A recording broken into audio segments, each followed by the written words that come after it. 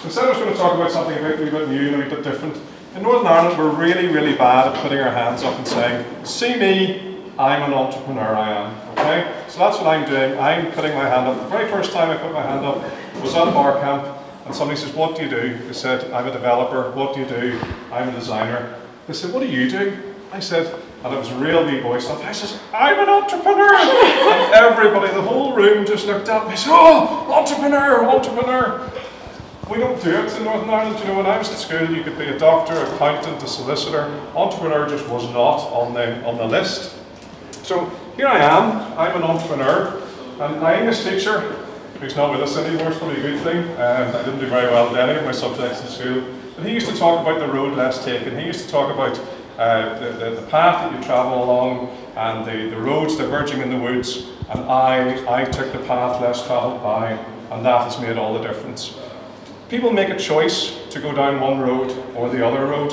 I didn't. I was always going down that wonky road. Okay, I didn't know about the straight road. I always wanted to go down that wonky road. That's what I'm going to talk to you about today. You guys know me as Internetsense, okay? If you're on the social web, the social media, whatever you want to call it. I talked to farmers recently and they talked about Philip Wilson on the social media. Philip Wilson was talking on the social media and they thought I was great because I tweeted 7 times a day. This was actually the theme of the entire day, that I tweeted 7 times a day. I have a real job, a proper job. I'm the CEO of Match Media Ireland Limited.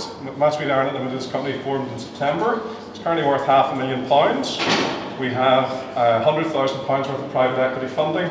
Why do we have £100,000 worth of private equity funding? Because I stood up with my big, I don't know if I can say with my big balls, but I stood up with my big balls and said, see me, I'm fabulous, please give me £100,000 worth of private equity funding. What happened was 10 people came into a room and said, Philip, I'd like to give you £100,000 worth of private equity funding.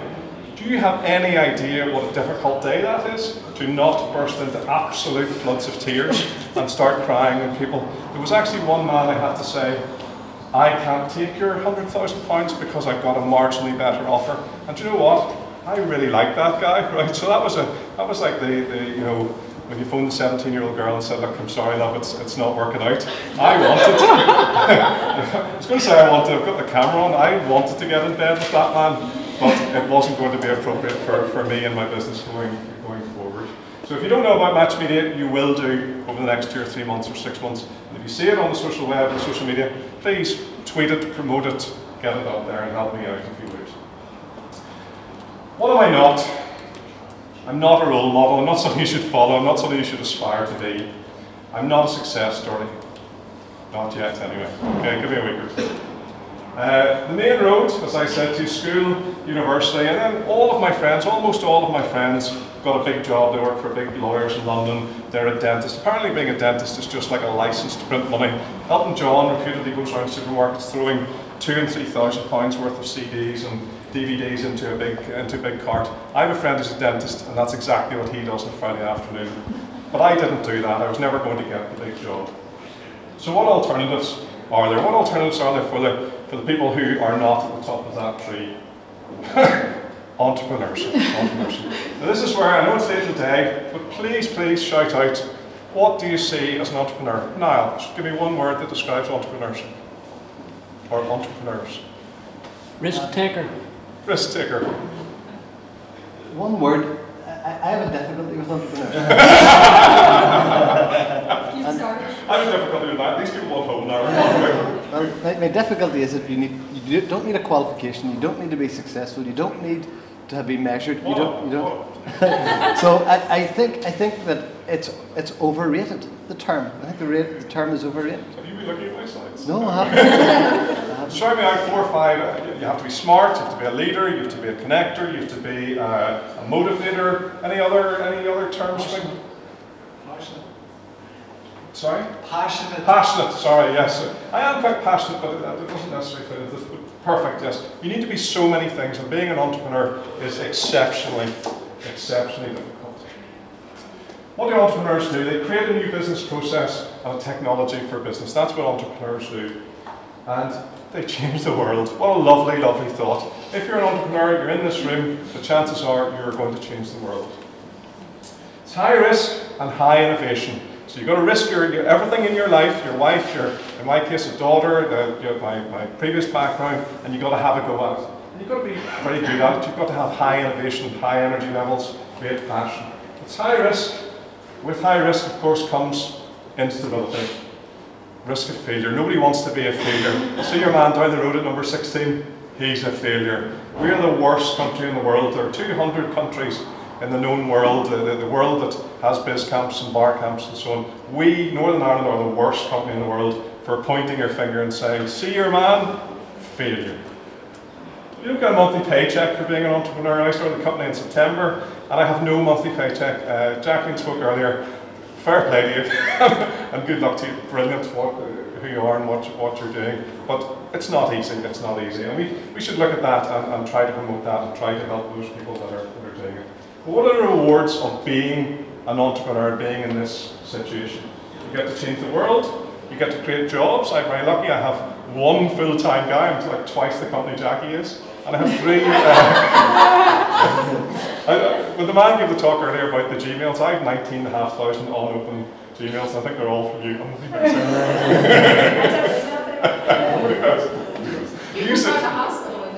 You actually mentioned me because I'm the man who doesn't email you back, or don't DM you back when I'm you get to create jobs. I'm very proud to say I've created my first job. I've been in business now for 19 or 20 years, and over the last few weeks I've created my first job. I intend to create 2 more jobs. I'm not going to, we're in the shadow of Al Mac here, he created tens of thousands of jobs. I'm going to create 2 or 3 jobs. And if you're in this room and you're looking for a job, please give me a ring and tell me who you are and what you do.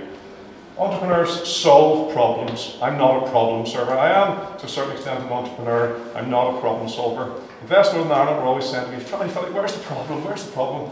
And somebody at one of these conferences gave me the solution to the problem. I don't provide, my products are not anodyne products, they're not headache products.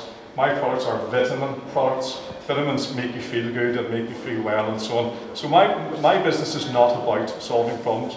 Therefore, I probably don't fit into the entrepreneurship category. And you may get rich doing it.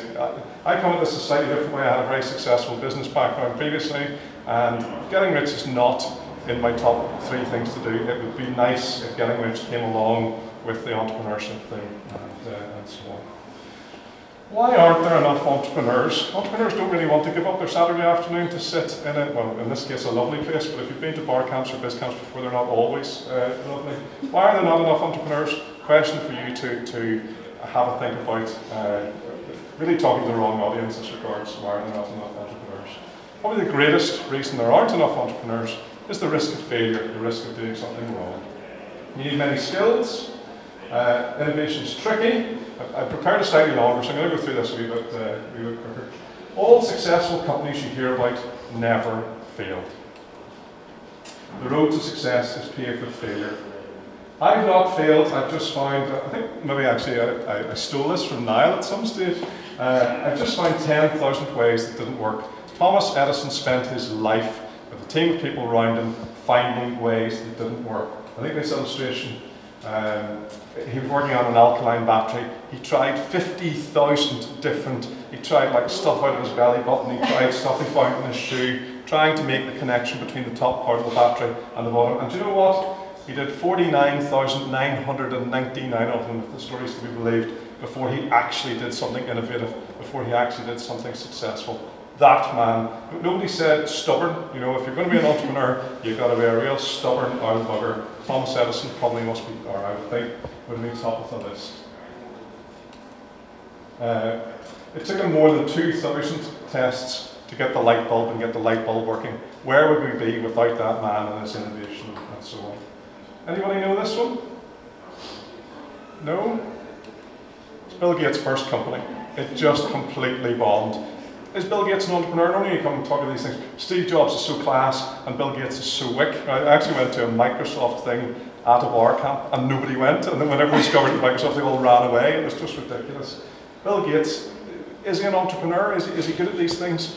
Well, he's done very well for himself, so he maybe compensated for the things he didn't have to take over the world. At one stage Bill Gates and Microsoft were the 8th richest entity in the world. Neck and neck with Spain, apparently. I don't know, they're not quite